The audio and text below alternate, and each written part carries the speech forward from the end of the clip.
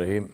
Alhamdulillahi Rabbil Alameen wa salatu wa salamu ala ashrafil anbiya'i wal mursaleen Muhammadur Rasulullah sallallahu alayhi wa alihi wa sahbihi wa sallam tasliman kathiran kathira. From Abadu, my brothers and sisters, when I was typing the title of this particular episode, which is Tawakkul, my autocorrect changed it to treadmill. And I thought that was quite symbolic because tawakkul is the result of consistent effort. It's consistent effort in order to build trust and complete reliance on Allah subhanahu wa ta'ala jalla jalaluhu. It seems strange to say that because we know Allah subhanahu wa ta'ala, we know that He is the creator of the heavens and the earth, we know that He is the lawmaker, we know that He is the one who is not dependent on anyone or anything, and everything and everyone is dependent on Him Jalla Jalaluhu. We know that He is the owner of treasures that have no end. We know that He is not bound by the laws that He has created. From what He has told us in the Quran and what we have from what we experience, we know that Allah subhanahu wa ta'ala can do whatever He likes. There is no limit. يَفْعَلُ مَا يَشَاءُ وَيَحْكُمُ مَا يُرِيدُ. He can do whatever He likes. He can order whatever He likes.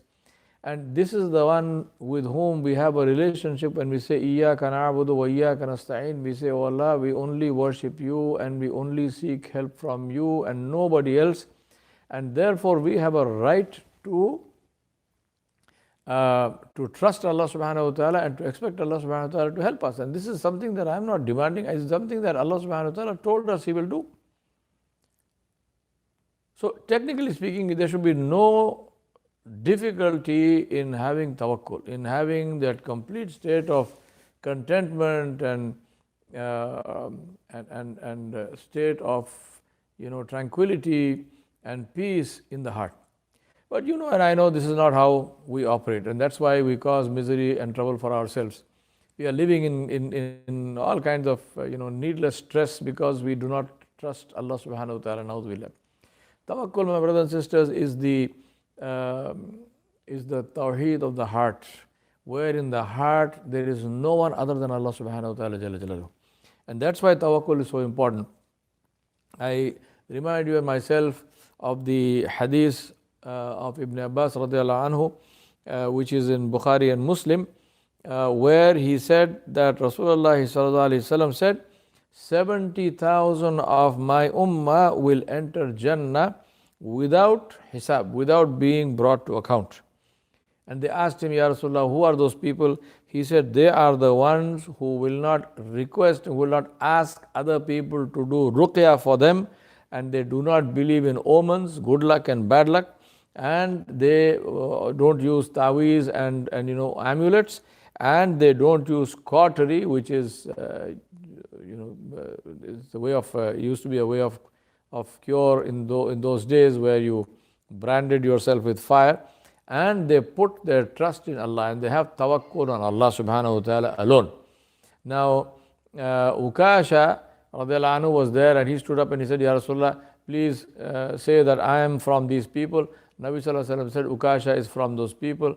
Another Sahabi stood up, he said, Ya Rasulullah, please say that about me. Nabi sallallahu alaihi wasallam said, Ukasha has taken precedence over you. So this also is a reminder for us to hasten in doing good deeds. Now may Allah subhanahu wa ta'ala make us among those 70,000 inshallah. My brothers and sisters, in his book Zad al-Ma'ad, Ibn al-Qayyim al-Jawziyya rahmatullahi alayhi says about this hadith, he said that this is because these people, the mutawakkilun, will enter Jannah without being called to account because of the perfection of their tawheed. And that's why I said tawakkul is the tawheed of the heart. They will be called and they will be entered into Jannah without hisab, without account, because of the perfection of their tawheed. And therefore Rasulullah sallallahu alaihi wasallam described them as people who will not ask others to perform ruqya for them. And then he said that they put their trust in their Rabb Jalla Jalaluhu, and because of their complete trust in their Rabb Jalla Jalaluhu, their contentment with Him, their faith in Him, and their being pleased with Him, and them seeking their needs from Allah subhanahu wa ta'ala alone, they do not ask people for anything, whether it is ruqya or whether it is anything else. They do not extend their hand in time of need. They ask only Allah subhanahu wa ta'ala Jalla Jalaluhu. Because, and they are not influenced by omens and good luck and bad luck, and they are not influenced by superstitions that could prevent them from doing what they want to do, because superstition detracts from and weakens Tawheed. And this is in Zad al-Ma'ad. If you think about this and reflect on this, see the beautiful advice of Ibn al-Qayyim al-Jawziyya rahmatullahi alayhi. The whole issue is, what is the perfection of Tawheed? The perfection of Tawheed is to believe La ilaha illallah Muhammadur Rasulullah. The perfection of Tawheed is to believe La hawla wa la quwwata illa billah. The perfection of Tawheed is to first have Iman on Allah subhanahu wa ta'ala as the only one being worthy of worship, and of Rasulullah sallallahu alaihi wasallam being his last and final messenger, and of this faith and belief that there is no one who can do anything other than Allah subhanahu wa ta'ala. La hawla wa la quwwata illa billah.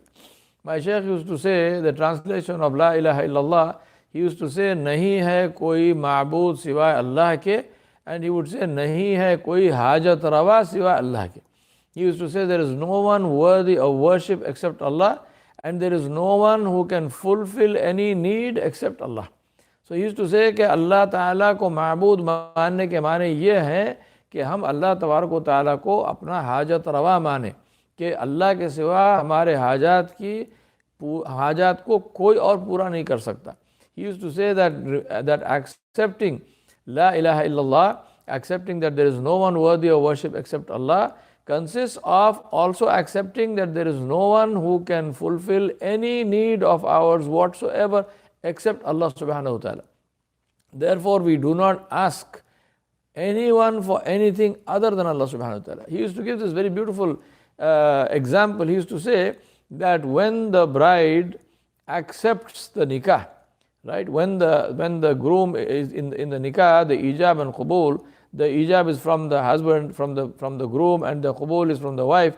He said that when the woman accepts the proposal of marriage, then her nafqa, then giving her money and her sustenance becomes wajib on the groom. He is accountable for this. If he marries the woman and he does not give her nafqa, if he does not support her, if he does not give her money, and the ulama have described nafqa not only as food and clothing. They said nafqa is in addition to all of that, in addition to fulfilling all her needs, giving her money for her to spend as she wishes, whatever she wants to do with that money, however she wants to spend it, to spend on her own desires. I mean, she wants to go shopping, buy something, that's up to her. So the point is that this becomes wajib, this becomes the fard on the groom, and the man who does not give nafqa to his wife, he is answerable to Allah subhanahu wa ta'ala, and he is punishable if Allah does not forgive him. So the point is that my Shaykh used to say that when you say La ilaha illallah Muhammadur Rasulullah, this is what you are doing. You have accepted Allah subhanahu wa ta'ala as your ma'bud, and so therefore to keep you and to feed you and to clothe you and to shelter you and to fulfill all your needs, Allah subhanahu wa ta'ala has taken it upon himself. Allah subhanahu wa ta'ala said in the Quran, قُلْ رَبِّي قُلْ إِنَّا رَبِّي يَبْسُطُ الرِّزْقَ لِمَنْ يَشَاءُ وَيَقْدِرُ وَلَكِنْ أَكْثَرَ النَّاسِ لَا يَعْلَمُونَ. Allah subhanahu wa ta'ala said, say to them, O Muhammad sallallahu alaihi wasallam, that it is my Rabb who extends and enlarges your provision, or who restricts it, but most people do not understand this. We accept this and we understand this, and that is the essence of tawakkul, to understand and accept this, that all sustenance, everything comes from Allah subhanahu wa ta'ala, and we have full and total faith in Allah subhanahu wa ta'ala, that Allah subhanahu wa ta'ala will give us, and only Allah subhanahu wa ta'ala can give us, and nobody other than Allah subhanahu wa ta'ala can give anything to us about this. My brothers and sisters, Alhamdulillah, on a side note, before we come back to this, as far as ruqya and these things are concerned, meaning treatment for illness, the hadith is not preventing us from seeking treatment. For example, seeking treatment, and this is from the Lajnatul Ulama, seeking treatment is essential, but it is better not to seek ruqya. However, if a person comes forward and recites something over you and you do not stop him, this does not mean that you are not counted, because you didn't ask him to do that. And by the same token, if you do ruqya for your brother, and then you are doing a favor to him, and this does not rule you out from being one of the 70,000. And then so therefore we take this that the extra phrase reported in Sahih Muslim, and they did not do ruqya, is perhaps a wrong addition. Those who did not ask for ruqya is the correct wording.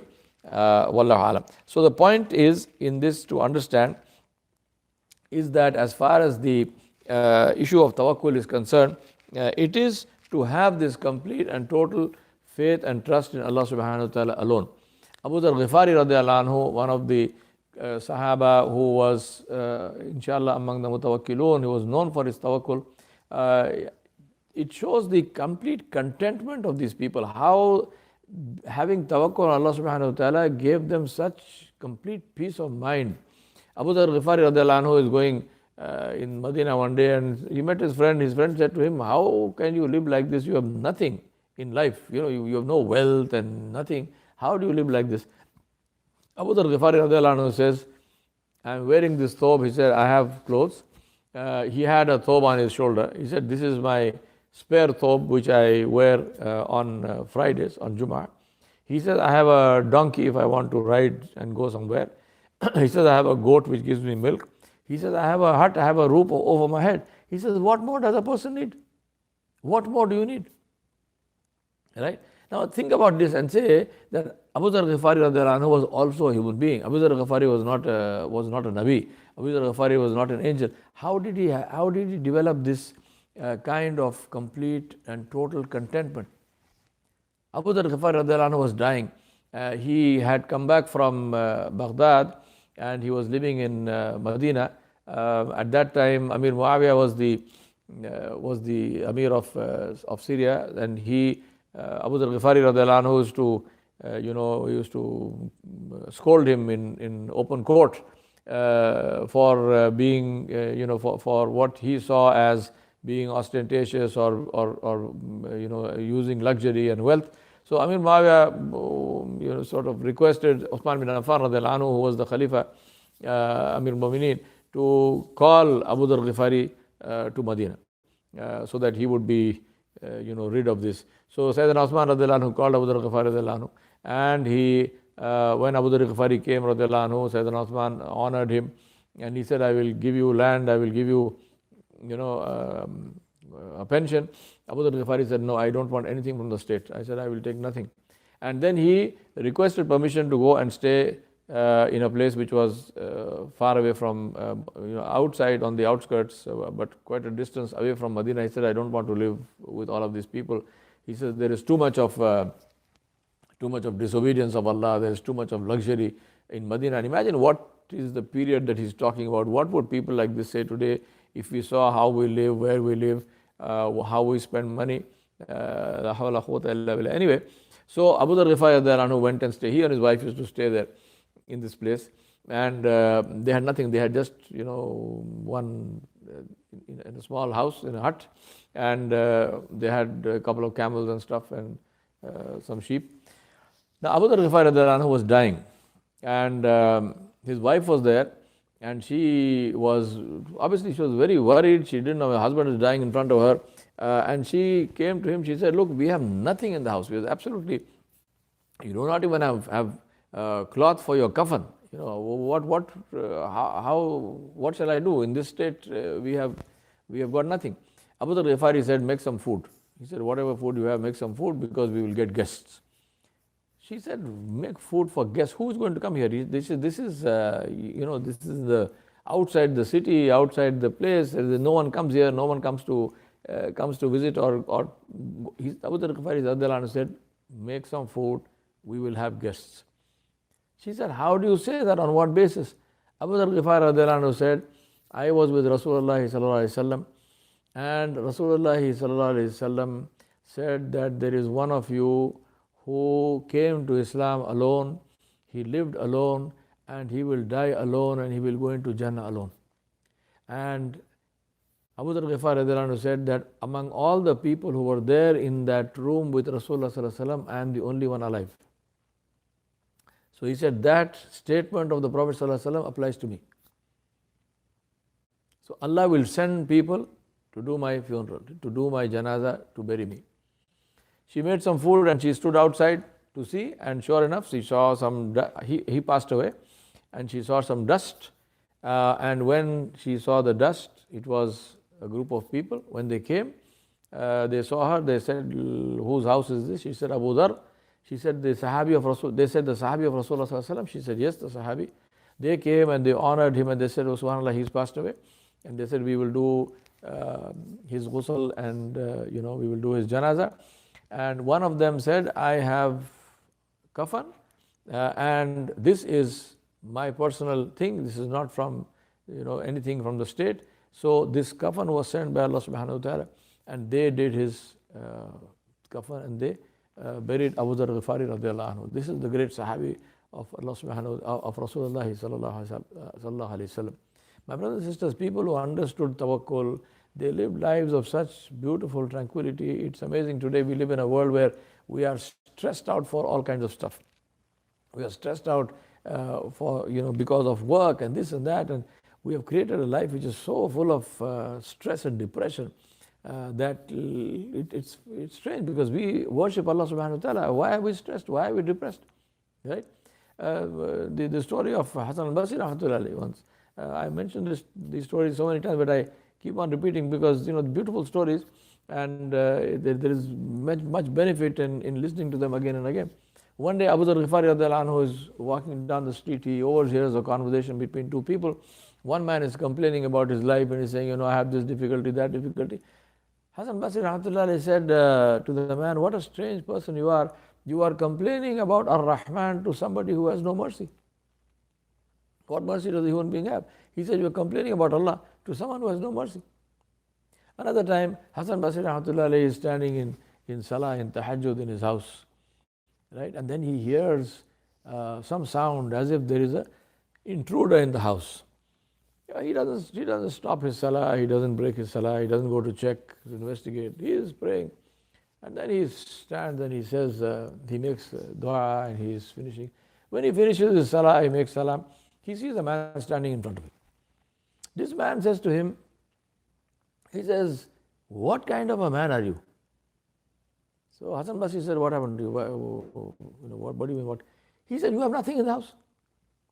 He said, I am a thief. I am a thief. I came into your house to steal, and I searched everywhere. There is nothing. You have nothing. So he said, I am so upset with this that I thought I am going to tell you before I go.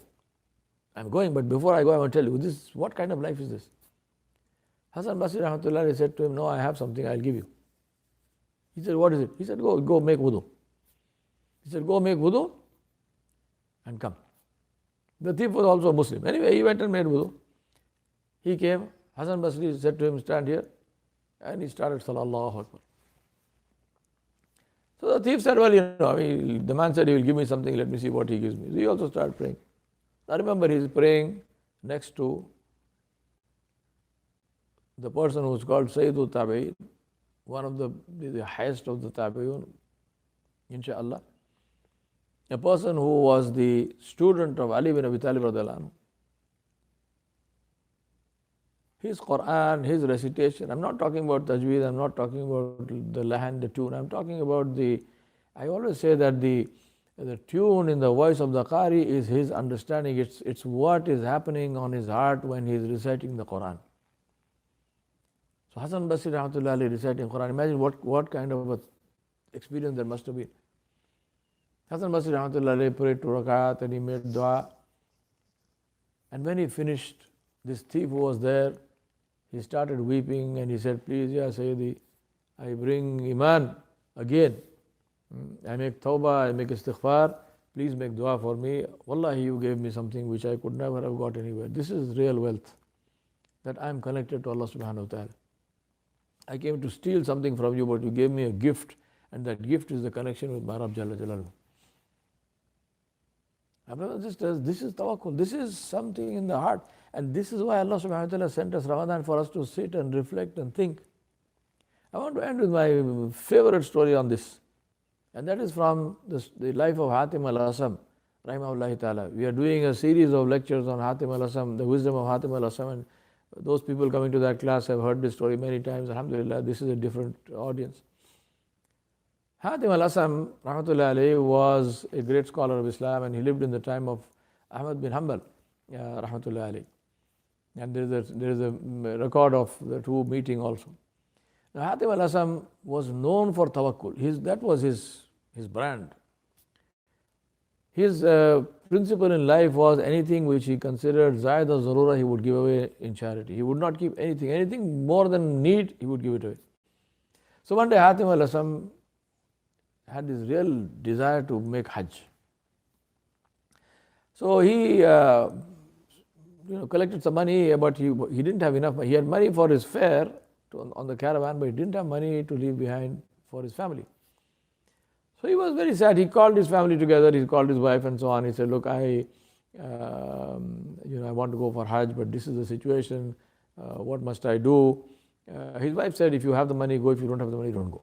Don't leave us and go." So he was very sad.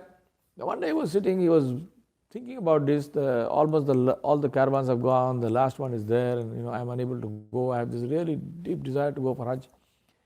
And tears started flowing from his eyes. His little daughter was passing. She saw him. She said, "What happened? Why are you crying?" He said, "This is the situation." He said, "Don't worry, you go. You go. Allah subhanahu wa ta'ala will take care of us. I will convince our mother and my mother and so on." So she did that. Hatim al-Asam rahmatullahi left.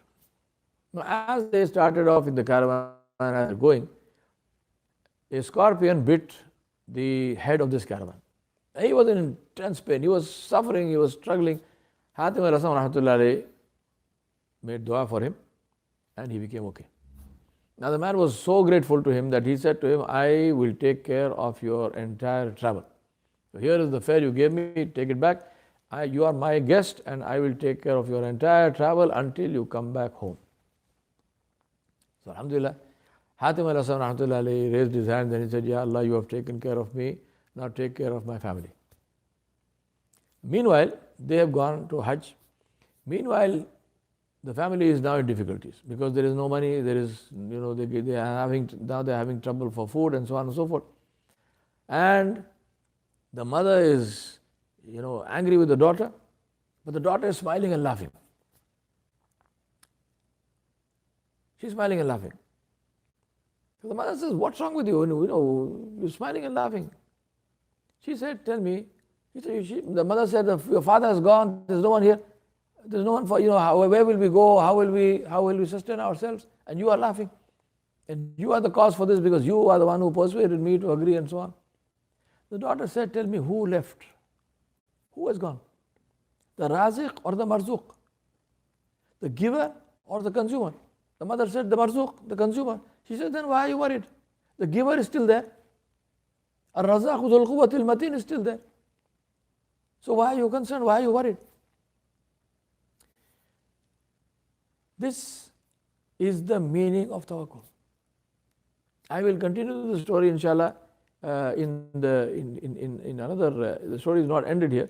It is one part of the story, but keep this in mind. This is tawakkul. Tawakkul is to keep our focus on the Razzaq, on the Raziq, Allah subhanahu wa ta'ala. In this case, Hatim al-Asam was the marzuq. He was the means by which the family was getting sustenance. The daughter is saying the means has gone, the one giver has not gone. If one means goes, he will provide from some other means. So in your and my case, your salaries, your jobs, your businesses, all of these are means. These are not our providers. The provider is Allah subhanahu wa ta'ala jalla jalaluhu. And our belief is, "La nafi wa la dharra illallah. Inna Allah huwa ar-Razzaq dhul quwwatil mateen." Let us have faith in Allah and on nothing else. And we ask Allah to fill our hearts with tawakkul and with His nur. And we ask Allah subhanahu wa ta'ala to be pleased and to accept our du'as and to ensure that we ask no one except Him. وصلى الله على نبي الكريم وآله وصحبه أجمعين برحمته.